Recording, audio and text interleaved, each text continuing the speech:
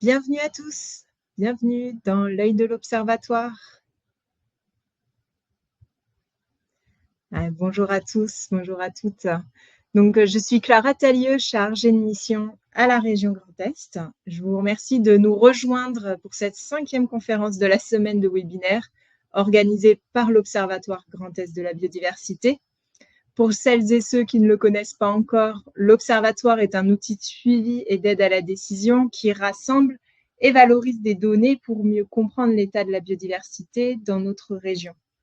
Cet après-midi, nous allons nous intéresser à une espèce emblématique du territoire, la cigogne blanche, un symbole dans le Grand Est. Comment sa population nicheuse a-t-elle évolué ces dernières années? Quels sont les facteurs à l'œuvre? Pour répondre à ces questions, nous avons le plaisir d'accueillir Yves Muller de la LPO Alsace. Et comme d'habitude, n'hésitez pas à poser vos questions dans l'onglet questions situé en bas à droite de votre écran, à côté de l'onglet chat. Et je me chargerai de les faire remonter à Yves à l'issue de son intervention. Voilà, Yves, je te laisse la parole. Eh bien, bonjour à toutes et à tous. C'est un grand plaisir d'être avec vous cet après-midi. L'an dernier, je vous avais parlé de la chevêchette d'Europe, qui est le plus petit rapace nocturne d'Europe et donc présente nicheuse dans le Grand Est. Ce qui n'avait pas pu suivre, il est encore possible, et Clara va nous le dire, de voir ces webinaires. Tu le précises, Clara ? Oui, les webinaires sont disponibles en replay sur la plateforme biodiversité.grandest.fr, les webinaires de 2023 et de 2024, avec notamment les participations de Yves. Voilà, et donc cette année, on va s'intéresser non pas au plus petit oiseau, mais à un des plus grands oiseaux du Grand Est, c'est la cigogne blanche. Alors, plus grand, il y a juste encore la grue cendrée, qu'on trouve bien sûr en Champagne, abondante, migratrice et nicheuse un petit peu partout dans la région, mais très rarement. Et puis en taille, on a encore le pigargue à queue blanche, qui est aussi un nicheur depuis, je dirais, une dizaine d'années dans le Grand Est, en Lorraine notamment, qui est un petit peu plus petit en taille, mais plus grand en envergure. Donc la cigogne est dans le top 3, on va dire, au niveau de la taille des oiseaux du Grand Est. Ah bah c'est moi. Voilà, donc on va étudier l'évolution des populations nicheuses du Grand Est. Il y a une grande et une belle histoire, on va dire, de l'évolution de ces populations. On croyait que l'espèce allait disparaître et finalement on a réussi à la sauver et maintenant on a de très belles populations. C'est ce que je vais vous raconter dans les minutes à suivre. Donc aussi, depuis des décennies, la cigogne symbolise l'Alsace. Difficile d'aller à Strasbourg ou ailleurs en Alsace sans penser à la cigogne, sans voir dans les boutiques des petites choses à vendre avec des cigognes. C'est vraiment l'oiseau symbole de l'Alsace, mais elle a failli disparaître dans les années 70. Et c'est grâce aux relâchés qu'on a pu sauver l'espèce. On va voir ceci ensuite. Et donc ça, je vous explique un petit peu pourquoi on a choisi cette espèce comme descripteur, mais aussi parce que c'est un oiseau qui est commun dans les villes et villages, pas dans tout le Grand Est, mais dans beaucoup de villes et villages d'Alsace, de Moselle, mais d'autres départements du Grand Est aussi. Elle n'est pas très farouche et elle permet aux habitants un contact facile avec la vie sauvage. J'étais encore hier à Strasbourg au parc de l'Orangerie et il y a l'allée de l'Orangerie où il y a plusieurs dizaines de couples de cigognes qui nichent. Ça permet de les observer, d'avoir cette approche de la vie sauvage qu'on n'a peut-être pas ailleurs. Donc, vous savez que pour l'observatoire, on a des questions évaluatives auxquelles doit répondre le suivi. Donc ici, cette espèce, elle répond aux questions suivantes. Donc, comment évoluent les espèces menacées dans le Grand Est? Donc, la cigogne était très menacée, elle l'est actuellement moins, mais on ne sait jamais comment vont évoluer la population dans les prochaines années ou décennies. Ensuite, quelles sont les espèces apparues sur le territoire? Elle n'a pas vraiment apparu parce qu'elle n'avait pas disparu, mais elle était vraiment sur le seuil de disparaître, avec 11 couples au niveau national, on le verra aussi après. Et puis, comment évoluent les populations des espèces inféodées aux milieux humides. Je reviendrai sur cette image juste après. Alors, je vous présente l'espèce. Donc, tout le monde la connaît, hein, blanche et noire, bec et pattes rouges. Alors justement, pas de dimorphisme sexuel. Et vous allez me dire, mais comment on fait pour les reconnaître? Lorsqu'il y a des oiseaux bagués, comment est-ce qu'on fait pour savoir qui est le mâle, qui est la femelle? Ben, globalement, il n'y a qu'une solution, c'est d'observer un accouplement. Donc, dans l'accouplement, ça nous permet de reconnaître, de savoir que tel oiseau qui est bagué avec telle bague est le mâle et que l'autre est la femelle. Mais sinon, lorsqu'on les voit seuls, c'est vraiment difficile de pouvoir dire est-ce que c'est un mâle, est-ce que c'est une femelle. Donc la taille, je vous en ai parlé, environ 1 mètre, parfois un petit peu plus, 1,10 m jusqu'à 1,20 m. L'envergure aussi, ça dépend comment on la mesure. Hein. Donc 1,60 m jusqu'à 2 mètres qu'on trouve dans les différents ouvrages. Le poids de 3 à 4 kg. Or la voix, c'est aussi particulier parce que c'est un oiseau qui est silencieux. Il n'y a pas de cri ou de chant de cette espèce-là. Vous savez que bon, quasiment tous les oiseaux chantent ou crient, mais la cigogne, non. Par contre, elle se manifeste par des claquettements de bec. Lorsque les oiseaux se retrouvent sur le nid, en ce moment actuellement il y a des jeunes, lorsque l'un des parents garde les jeunes, l'autre arrive, ben les oiseaux se saluent par ces claquettements de bec, ils redressent la tête en arrière et puis la ramènent vers devant tout en claquant des becs. C'est vraiment particulier à cette espèce. Donc c'est une espèce qui est très grégaire en toute saison. La cigogne aime bien la compagnie, aussi bien en période de migration où on peut observer des rassemblements de dizaines, voire de centaines de cigognes, qu'en période de nidification, ce qu'on va voir dans les prochaines diapositives. Donc autrefois, c'était une migratrice transsaharienne, c'est-à-dire que les oiseaux partaient au mois d'août ou au mois de septembre et migraient jusque au-delà du Sahara, en Afrique équatoriale, et faisaient donc ce long voyage à l'automne, au début de l'automne, et revenaient en fin d'hiver. Hein. Souvent, le retour, c'est déjà au mois de février, au début du mois de mars. Et maintenant, l'oiseau a changé ses habitudes. Donc, évidemment, le réchauffement climatique y est pour quelque chose. Et souvent, l'oiseau reste dans le bassin méditerranéen à la mauvaise saison, et quelques-unes passent même l'hiver chez nous, en Alsace, dans le Grand Est. On a des observations qui ne sont pas du tout inhabituelles de cigognes blanches en hiver, ce qu'il n'y avait pas, je dirais, au siècle passé. Donc, l'historique. En Alsace, on a des données précises déjà au Moyen-Âge. Des écrits anciens qui prouvaient la présence, la nidification de la cigogne en Alsace. À cette époque, c'était des moines qui notaient tous les ans la date de retour des cigognes. Non, je sais plus quelle, c'était à... Non, je sais plus. Et ça nous permettait de savoir qu'on avait déjà des données précises sur la présence et la nidification de la cigogne en Alsace. Ensuite, au 19e et au début du 20e siècle, elle est aussi mentionnée dans les écrits anciens. Et le premier comptage a été effectué en 1927. Hein, c'était un Zuber qui a fait ce premier comptage et qui mentionnait 149 couples nicheurs.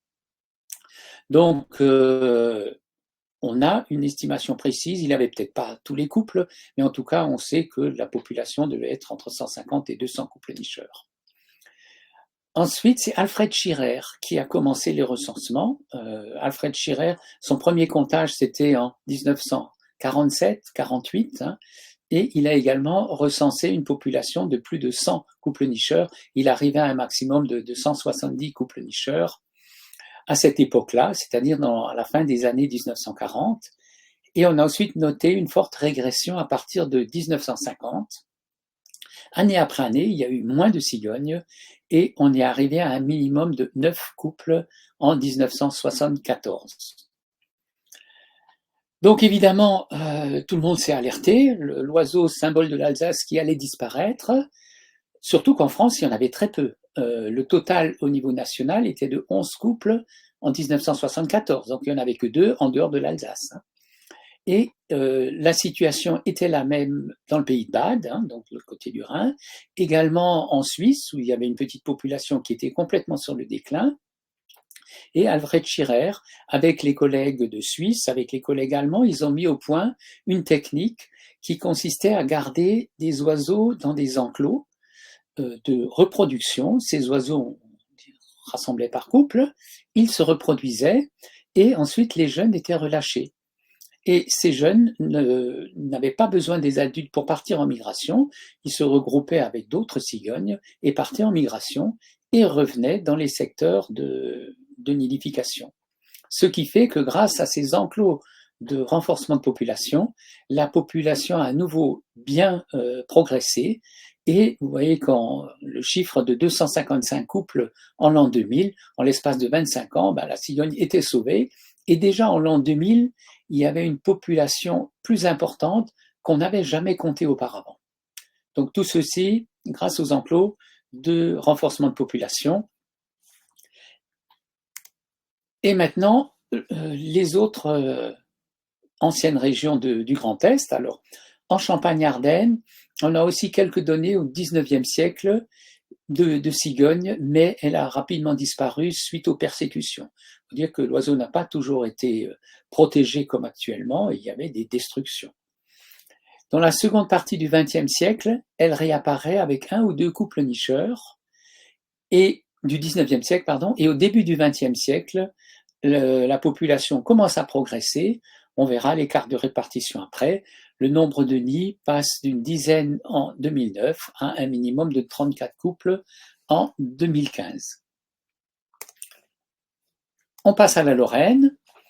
Donc là aussi, on a des données grâce à un fait divers. C'est un incendie du Palais Royal, je crois, à Metz, en 1444, qui était dû à un nid de cigogne.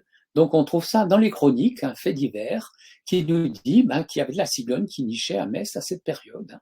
Donc ces chroniques sont intéressantes pour savoir quels étaient les oiseaux qui nichaient à cette époque. Il n'y avait pas d'inventaire de fait, malheureusement. Ensuite, au 19e, au début du 20e siècle, là on a déjà des écrits, un auteur qui a compté les cigognes nicheuses dans la haute vallée de la Meurthe durant une dizaine d'années.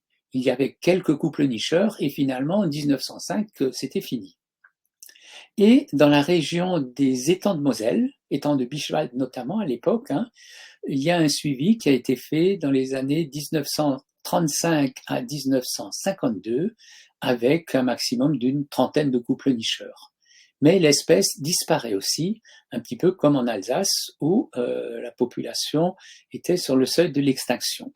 Donc là, en Lorraine, elle a totalement disparu dans les années 1960. Et il y a aussi eu des enclos de réintroduction installés en Lorraine, notamment à Dieuze, à côté de l'étang de l'Indre. Et donc, ça a permis de reconstituer des populations. Il y avait donc 11 couples à nouveau en 1990, 37 en l'an 2000. Donc, voici un petit peu pour les données historiques sur l'ensemble du Grand Est entre les trois anciennes régions. Donc, maintenant, la situation actuelle. Donc, méthode de suivi, nous avons fait un comptage complet l'an passé, donc en 2024, de toutes les cigognes nicheuses du Grand Est. Ce sont les associations locales LPO du Grand Est qui ont sollicité leurs observateurs. Donc c'est une enquête, je dirais, relativement facile. Tout le monde connaît la cigogne. Beaucoup de gens sont intéressés pour prospecter dans leur commune.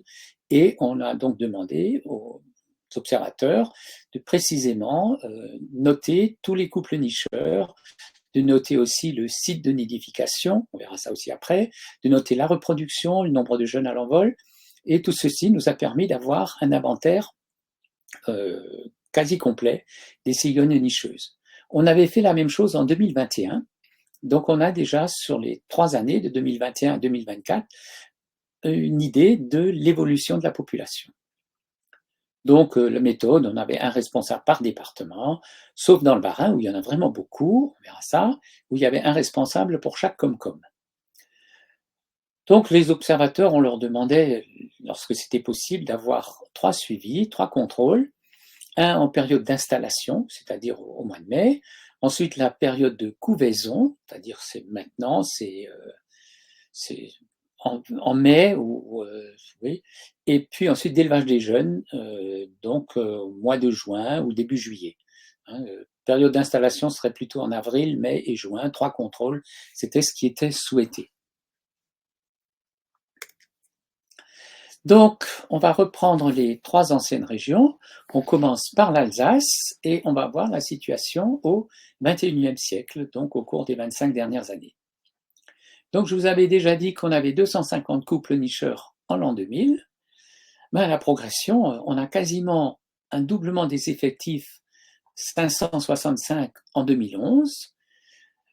4 années plus tard, ben, il y en a près de 800. Et puis en 2021, on en a plus de 1400. Et donc l'année passée, plus de 1600, 1654 couples. Et vous avez ici la carte de répartition en Alsace. Au niveau du Bas-Rhin, on en a 1064. Au niveau du Haut-Rhin, 590. Et donc pour la première fois, on a le Bas-Rhin, un département français, qui dépasse les 1000 couples nicheurs. C'est quelque chose qu'on ne pouvait vraiment pas imaginer il y a 30 ans, 40 ans. J'ai personnellement bien connu Alfred Schirer, et puis il me disait si on arrivait à nouveau à 50-100 couples nicheurs en Alsace, ce serait bien quoi. Mais il ne pouvait pas imaginer qu'on arriverait à 1600 couples. Vous voyez aussi la répartition, elle est bien présente sur la bordure du massif vosgien, tout ce qui est les communes qui sont à l'est des Vosges, elle est plus abondante que sur la bordure rhénane, sauf dans le nord où on a quelques belles colonies du côté de Münchhausen, Mautern, voilà, ces communes-là.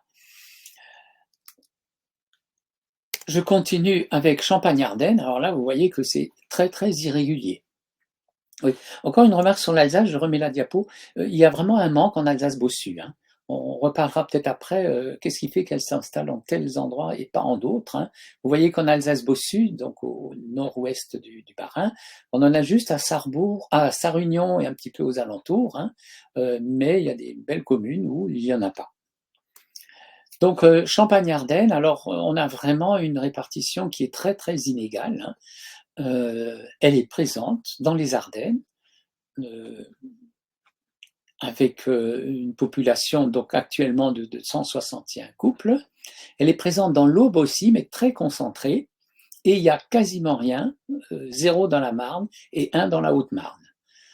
En 2021, il y avait un couple dans la Marne, donc maintenant, on peut dire qu'elle a niché dans tous les départements du Grand Est, mais l'an passé, il n'y en avait pas dans la Marne. Et vous voyez la progression, 4 en l'an 2000 et plus de 200 actuellement en 2024. C'est vraiment une énorme progression. Je continue avec la Lorraine. Alors, la Lorraine, c'est aussi très irrégulier. L'espèce est bien cantonnée, abondante dans la région des étangs de Lorraine, dans le pays de Sarrebourg. Vous voyez tous ceux qui connaissent un peu la géographie.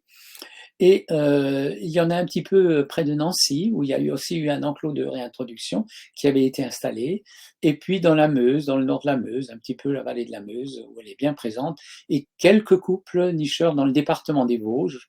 Donc l'an passé, 6 couples dans le département des Vosges. Et la Moselle est le 2e ou 3e département, on va dire, avec le Haut-Rhin, avec une population de plus de 600 couples nicheurs. Voilà, je continue. Donc globalement sur le Grand Est, vous avez ici la carte de tous les couples nicheurs en 2024 dans le Grand Est. Donc on voit cette forte disparité de la répartition, espèce toujours bien présente en Alsace, en Moselle, et puis elle commence à s'installer dans les Ardennes, dans l'Aube, quelques couples aussi dans les autres départements lorrains. Donc on arrive à un record de 2710 couples en 2024. Et si on compare par exemple par rapport à 2000, on a des effectifs qui ont été quasiment multipliés par 10 en 24 ans. Alors si on refaisait le comptage cette année, je vous dis tout de suite, c'est pas prévu, on aurait sans doute un effectif multiplié par 10 en 25 ans, ce qui est vraiment remarquable pour un tel oiseau. Donc les supports de nid, je vous ai dit qu'on avait demandé à nos observateurs de noter les nids qui étaient utilisés. Alors, elles nichent préférentiellement dans les arbres. Et ça aussi, c'est vraiment quelque chose de nouveau. À l'époque d'Alfred Schirer, l'habitude, c'était qu'il y ait un couple par village, et ils nichaient souvent sur un des bâtiments le plus élevé du village, et c'était en général l'église. Il y avait un socle qui était installé sur le toit de l'église, et c'est là qu'elles nichaient traditionnellement, avec un couple par village. Maintenant, la situation est totalement différente.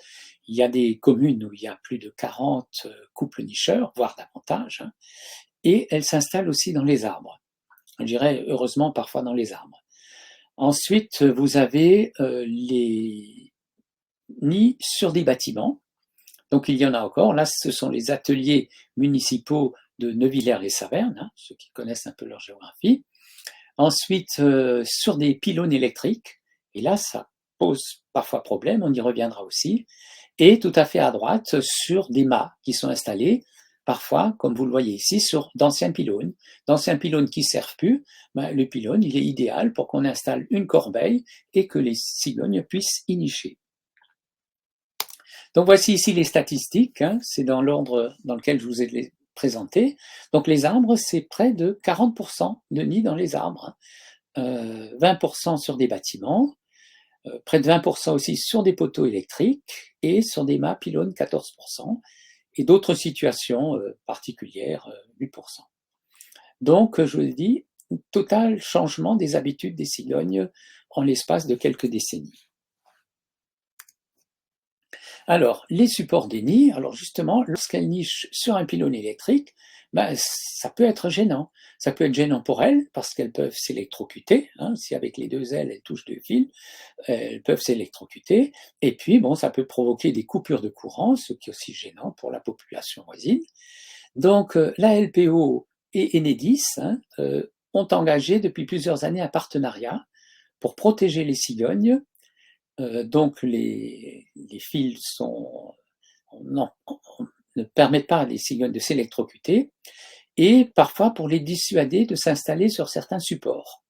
Donc lorsque vraiment on ne veut pas qu'une cigogne s'installe sur un pylône électrique, on met un système anti-retour, c'est-à-dire des pics un petit peu sous forme de hérisson, mais suffisamment haut, pour que la cigogne ne puisse pas y construire son nid. Parfois, elles sont quand même obstinées et elles réussissent quand même. Hein. Mais souvent, alors, on doit aussi enlever des nids parce qu'ils sont trop lourds. Hein. Un nid peut peser 300 kg, c'est-à-dire que chaque année, la cigogne, elle reprend le même nid et elle continue à rapporter des branchages, différents éléments de construction du nid, et ça devient vite très très imposant. Certains nids font plus d'1 mètre de hauteur, peuvent tomber aussi. Alors s'il y a des habitations à proximité, des gens qui passent en dessous, ça peut être gênant.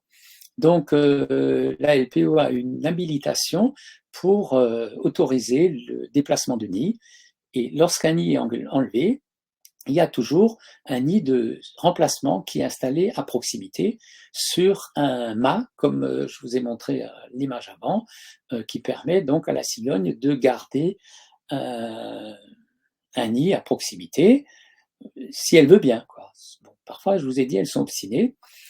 Ce qu'il faut aussi comprendre au niveau des cigognes, c'est qu'elles sont agrégatives. C'est-à-dire qu'elles ont tendance, déjà le couple revient habituellement sur le même nid. Le mâle revient un petit peu avant, il attend la femelle qui arrive peut-être 1 semaine ou 2 semaines après, il l'accueille avec plaisir. S'il y en a une autre qui vient, il n'hésite pas. Hein. Mais la titulaire, lorsqu'elle viendra, chassera l'autre prétendante. Hein. On dit souvent les couples sont fidèles, mais j'ai parfois tendance à dire, bon, c'est la règle, mais c'est un petit peu comme les humains, elles ne sont pas toujours fidèles à 100%. Hein. Donc la cigogne revient habituellement sur le même nid, et les jeunes ont tendance à revenir nicher à proximité. Ce qui fait que lorsqu'on a une commune où il y a déjà une dizaine, une vingtaine de nids, ben, les cigognes, elles ne vont pas chercher 10 ou 20 km plus loin une commune où il n'y en a pas, mais elles vont continuer à s'installer à proximité de leur lieu de naissance. Donc, c'est pour ça que certaines communes ont vraiment des populations importantes, et d'autres villages voisins n'en ont pas ou très peu. Donc, les menaces. Donc, après avoir frôlé l'extinction, on va dire que la cigogne blanche se porte bien dans le Grand Est. Alors, je vais dire que malheureusement, ce qu'on a fait avec la cigogne, on ne peut pas le faire pour beaucoup d'autres espèces. Parce que sinon, vous allez me dire, ah bah, on pourrait faire ça pour d'autres oiseaux qui sont sur le seuil de l'extinction, on va les élever en captivité, on va les relâcher, et puis ça va permettre de reconstituer les populations. Eh bien, malheureusement, non. Ce qui est faisable avec la cigogne, il y a très peu d'espèces où on peut le faire. Donc, elle a profité des renforcements de population, je vous ai expliqué ça, durant 3 décennies environ, les années 70 jusqu'à 2000. Encore au début des années 2000, il y avait des enclos, mais maintenant, c'est totalement interdit. On n'a plus le droit d'élever des cigognes et de les relâcher. On estime que la population est bien assez importante. Elle a aussi profité de la baisse de la mortalité hivernale. Je vous ai dit qu'avec le réchauffement climatique, elle n'allait plus au sud du Sahara, donc il n'y a plus cette mortalité qu'on observait en hiver. Et la cause de disparition au siècle dernier, il y a une cinquantaine d'années, c'était pas la mauvaise reproduction en Alsace, mais c'était la mortalité qui était beaucoup plus élevée. Il y a eu des contrôles précis de nombre de jeunes à l'envol, le bagage a permis de voir où elles partaient en migration, et donc c'est en migration, pendant la migration ou dans les zones d'hivernage où elles étaient systématiquement détruites, et c'est pour cela que la population avait failli disparaître. Donc là, on constate en 3 années, de 2021 à 2024, une progression de 24%. Donc c'est vraiment énorme pour une espèce, et ce n'est peut-être pas fini. Les indices qu'on a déjà pour cette année, c'est que les cigognes sont bien présentes, elles sont toutes revenues, elles sont en train de nicher. Le printemps de cette année est nettement meilleur que celui de l'année passée. Vous vous souvenez peut-être qu'en mai dernier, l'année passée, il y avait eu de très fortes pluies qui avaient provoqué beaucoup de mortalité des jeunes. Et cette année, ce n'est pas le cas, donc on aura une bonne reproduction et les populations peuvent continuer à croître. Donc la principale menace, c'est l'altération de ces milieux de vie. Alors la cigogne, elle a besoin d'un site de nidification, ça on a vu qu'il y en a suffisamment dans les villages ou sur des arbres, mais il lui faut aussi de la nourriture pour elle et pour élever ses jeunes. Donc elle se nourrit principalement dans des prairies un peu humides, les fossés, les milieux ouverts, partout où elle peut trouver sa nourriture. La nourriture, ce sont des gros insectes, ce sont des rongeurs, ça peut être des batraciens, un petit peu tout. Elle est aussi nécrophage. Elle n'est pas très difficile au niveau de sa nourriture. Bon, et puis une des menaces pourrait être la destruction des nids mal placés, mais ça, évidemment, c'est interdit, c'est une espèce qui est protégée, et si on enlève un nid, on remet, je vous ai dit, un mât de substitution.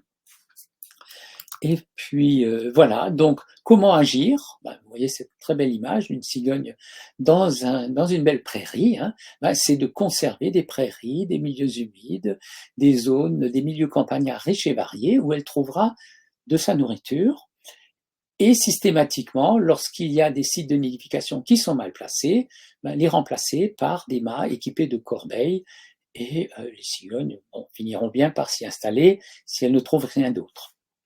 Et je crois que j'ai fini. Voilà.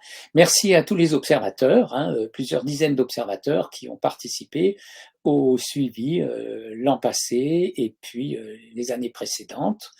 Donc, normalement, un prochain comptage est prévu en 2028. Je ne vous avais pas dit, mais on a voulu faire le comptage de l'an passé parce que c'était une année internationale de comptage.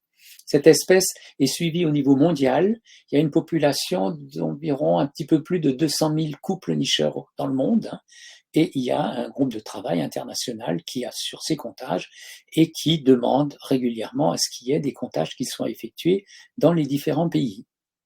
Vous avez ici une belle image de Neuvillers-les-Savernes avec, vous voyez ici, 5 nids qui sont occupés, 3 sur la toiture principale avec une cheminée, et à gauche, il y en a encore une qu'on voit sur une cheminée.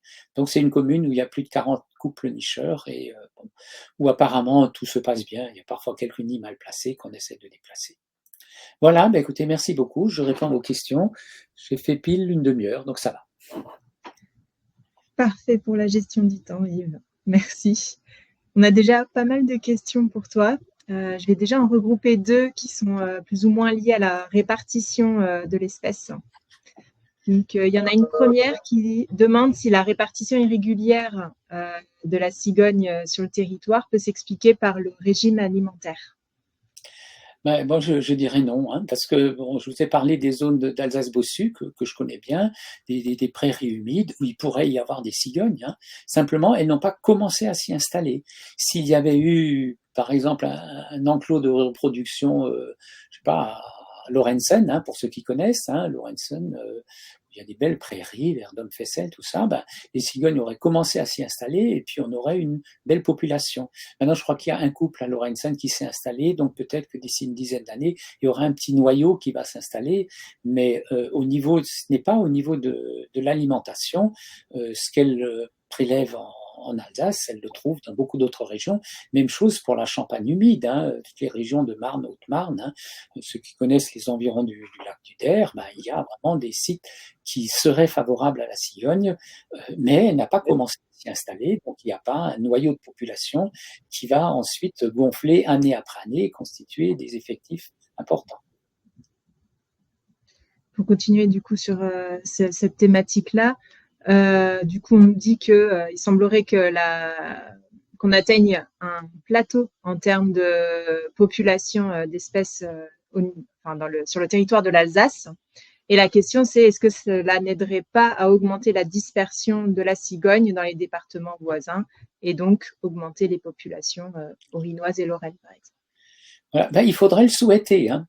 Mais le plateau, j'ai pas encore l'impression, hein, puisqu'on a eu 24% les 3 dernières années, hein, de 2021 à 2024. Donc, on verra lors du prochain comptage si effectivement les populations vont un peu régresser. Bon, ce serait bien qu'elles puissent un petit peu essaimer vers d'autres régions. Alors, avec mes collègues ornithologues de Champagne, je dis souvent en plaisantant, ben, on échange des cigognes contre des grues cendrées. Ils ont dit oui, oui, eux, ils ont beaucoup de grues cendrées et parfois des problèmes avec les grues cendrées au niveau de l'alimentation dans certains milieux, quoi.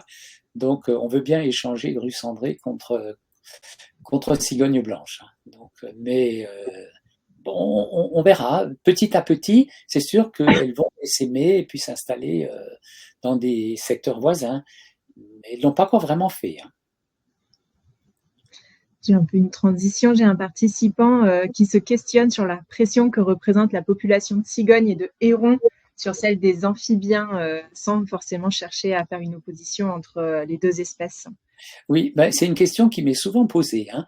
Des gens dans les villages disent oui, ben maintenant il y a plein de cigognes, mais il n'y a plus de grenouilles. Hein. Mais il y a d'autres secteurs où il n'y a plus de grenouilles et où il n'y a pas de cigognes. Hein. Donc, on ne va pas directement dire que ce sont les grenouilles qui sont responsables de la baisse des populations d'amphibiens, baisse qui est constatée, qui est réelle. Hein. Mais je pense que la grenouille est un prédateur hein, des amphibiens, parfois aussi des petits oiseaux, hein, des oiseaux qui nichent au sol. Peuvent aussi y passer. Hein, lorsqu'ils trouvent des jeunes oiseaux, ils vont aussi les manger. Hein. Elle est très omnivore, pas très difficile. Hein. Bon, aussi nécrophage, je vous ai dit. Hein. Donc, je pense pas qu'on puisse accuser la cigogne de la baisse des populations d'amphibiens. De toute façon, pour tout prédateur, une fois qu'il y a plus suffisamment de proies, les populations du prédateur vont diminuer. Donc, il n'y a pas vraiment de cause à y faire. Merci pour la réponse. Je retourne un peu au début de ta présentation où tu nous parlais des tendances de population, surtout historiques. On a une question par rapport à la régression qui a été observée dans les années 50. Est-ce que cela serait dû par exemple au DDT ou est-ce que vous avez d'autres pistes pour expliquer ces régressions-là? Non, donc les années 50, le suivi a été très bien fait par Alfred Schirer, hein, ce que vraiment ça intéresse, s'il m'envoie un mail et puis je renvoie les publications d'Alfred Schirer. Hein. La reproduction était très bonne à l'époque, hein, même meilleure qu'actuellement. Hein. Bon, il y avait moins de couples nicheurs et il y avait une excellente reproduction.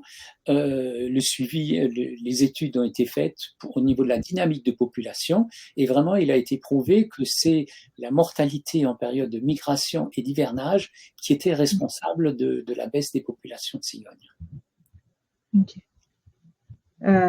Tu l'as abordé en fin de présentation, l'effet du mauvais printemps 2024, où il y a eu une forte mortalité des jeunes. Est-ce que cela peut avoir un impact négatif du coup à terme sur la population? Cela Bon, donc il y a une forte mortalité des jeunes, elle a été bien constatée, surtout dans le nord du Bas-Rhin et l'est de la Moselle, où il y a eu beaucoup de nichés qui ont complètement péri. Hein. En 3 jours, il était tombé l'équivalent d'un mois de pluie, les nids ont été inondés, plein d'eau, et c'était justement le moment où il y avait des jeunes cigognes au nid, toutes petites, hein, où donc elles ont péri, noyées, ou de froid, ou manque de nourriture apportée par les adultes. Hein. Donc, c'est un fait, on a les statistiques sur la mauvaise reproduction de l'année passée, mais il n'y a pas eu de mortalité d'adultes. Donc, les adultes sont revenus pour nicher. En général, les jeunes nichent au bout de 2 ou 3 ans. Donc, on pourrait, d'ici 2 ou 3 ans, peut-être observer un léger palier, on va dire, au niveau de la reproduction. Mais si on a une bonne reproduction cette année, ça va compenser la mauvaise reproduction de l'année passée. Hein. Ça n'aura pas un impact important sur les populations. Ok, merci. J'ai une question sur les prédateurs, savoir est-ce que la cigogne a un ou des prédateurs? Alors, dans les écrits anciens, maintenant je me souviens, c'était la commune de Ribeauvillé, dans un fait divers, quelqu'un avait observé qu'un aigle avait pris une cigogne sur son nid. Donc, à l'époque, il y avait des aigles qui nichaient en Alsace, hein, et un aigle a pris une cigogne. Donc, ça pouvait être un prédateur. Donc, actuellement, les prédateurs, c'est surtout les prédateurs des jeunes oiseaux. Donc, et là, c'est dans les Ardennes où on a des ratons laveurs qui sont prédateurs des nichés de cigognes. Donc, ici en Alsace, bon, il pourrait y avoir un oiseau, un grand rapace qui prend un jeune cigogne au nid, mais en général, les adultes restent avec les jeunes, hein, jusqu'à ce que les jeunes soient assez grands. Hein. Pendant le premier mois, un adulte au moins est présent sur le nid, et donc un oiseau, un milan royal par exemple, ne va pas essayer de prendre une jeune cigogne. Hein. Donc, s'il y a prédateur, c'est tout à fait exceptionnel. Sinon, il n'y a pas de prédateur dans nos régions. Ok, merci pour la réponse. J'ai une dernière question qui s'éloigne un tout petit peu du sujet de la cigogne blanche. S'il n'y en a pas d'autres, je vais la poser. On demande s'il y a également un suivi de la cigogne noire et de son évolution qui est faite à l'échelle grande. Si on a un petit peu de temps, je parlerai aussi de la cigogne noire. Hein. Donc la cigogne noire, elle est très proche de la blanche. Hein. D'ailleurs, petite anecdote, en Europe centrale, ils ont observé un couple mixte. Donc cigogne blanche, cigogne noire, qui s'est reproduit. Je ne sais pas ce qu'ont donné les jeunes. J'ai vu des photos d'accouplement entre une blanche et une noire. Hein. Mais les espèces sont quand même très différentes. Je ne pense pas que ça puisse donner des jeunes qui ensuite sont féconds. Hein. Donc, cigogne noire, c'est aussi une belle histoire, on va dire, parce que l'espèce avait totalement disparu de France. Et que, bon, pourquoi disparu? Parce que destruction systématique hein, de tous les échassiers, les hérons, les cigognes noires. Alors évidemment, la blanche avait l'avantage d'être blanche, donc quand on est blanc, le cygne tuberculé, on ne va pas le tirer. Par contre, bon, espèces sombres, les corvidés, cigognes noires, bon, sont bien plus détruites que les blanches. Donc la cigogne noire était détruite systématiquement et avait disparu de France, et elle est réapparue petit à petit. Actuellement, alors à la différence de la blanche, deux différences essentielles, c'est qu'elle est très farouche. C'est vraiment un des oiseaux les plus farouches qu'on a dans nos régions. Donc surtout ne pas déranger. Et elle est forestière. Elle niche dans les sombres forêts des Vosges du Nord, de la forêt de Haguenau ou d'autres grandes forêts, pour prendre l'exemple de l'Alsace, mais aussi en Lorraine, où il y a dans les grandes forêts de Lorraine des nidifications, et dans les Ardennes. Du Grand Est, ce sont les Ardennes où il y a une dizaine de couples de cigognes noires nicheuses régulières. Et globalement, sur le Grand Est, on a peut-être 20-30 couples nicheurs.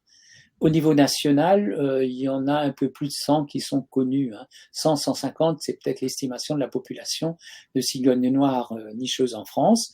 Donc c'est vraiment une espèce très rare, très menacée, je vous ai dit, par les dérangements. À partir du moment où on trouve un nid, il faut tout de suite le signaler à la LPO ou à l'ONF ou aux deux. De toute façon, les deux travaillent ensemble. Si la LPO en trouve un, on le signale à l'ONF pour qu'il n'y ait pas de travaux forestiers durant toute la période de reproduction dans un rayon d'au moins 300 mètres. C'est vous montrer que l'oiseau est très farouche et risque sinon de quitter le nid. Donc, elle progresse très lentement, mais pas du tout avec la même vitesse que la cigogne blanche. Merci Yves pour tes réponses sur cet aparté, mais pas si loin que ça finalement. Non, pas si J'ai loin. une dernière question, il nous reste 4 minutes. Oui, vas-y. On nous demande quelle est la situation sur l'autre rive du Rhin. Du coup, est-ce que c'est comparable ou pas à ce qu'on observe ici? Tout à fait. La cigogne blanche progresse partout, donc également côté allemand. J'ai pas les chiffres, mais justement, c'est une bonne question parce qu'il faudrait que je me renseigne un petit peu sur leurs effectifs et que j'échange avec eux. Mais elle progresse aussi au niveau national. Donc, je vous avais dit qu'en 1974, il restait 11 couples en France, donc 9 en Alsace et 2 isolés ailleurs dans le pays, on va dire. Mais ensuite, elle a recolonisé la France par la façade atlantique. C'est-à-dire qu'il y avait des populations florissantes en Espagne notamment, qui ont commencé à coloniser toute la façade atlantique française, département de la Gironde, des Charentes, Loire-Atlantique, un petit peu la Bretagne, la Normandie. Et donc, actuellement, il y a une population d'environ 6000 couples en France. Donc, Grand Est est quand même très bien placé, mais dans l'ouest de la France, elle profitait de l'écrevisse de Louisiane, je crois, l'écrevisse qui n'est pas naturelle, mais qui s'est implantée en France, dans les régions des marais de l'Ouest, et c'est ça qui était sa principale nourriture. Bien sûr, il y a aussi eu beaucoup de pylônes installés pour qu'elle puisse se reproduire. Donc, globalement, elle est en progression globalement en France, donc en Allemagne aussi.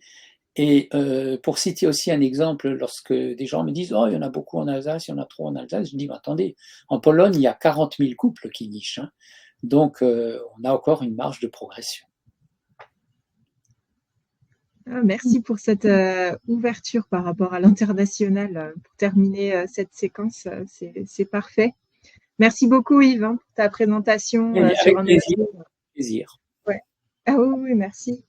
Finalement, ça nous éclaire aussi un peu plus sur l'historique de cet oiseau qu'on connaît tous et aussi sur la dynamique de population. Je vous invite du coup à participer aux 2 derniers webinaires qui auront lieu demain. Vous pouvez retrouver les liens d'inscription sur la plateforme biodiversité.grandest.fr. Et je vous remercie encore à tous pour votre présence cette semaine. Et merci Yves encore une fois. Merci à toutes et à tous, et puis plaisir de refaire des comptages ensemble de cigognes dans quelques années, 2028 normalement. Et on refera le point en 2028 peut-être pour voir si les populations ont augmenté, ou ont stabilisé, ou ont régressé. Ce sera très intéressant. Le rendez-vous est pris du coup. Merci Yves. Ok. Au revoir. Au revoir.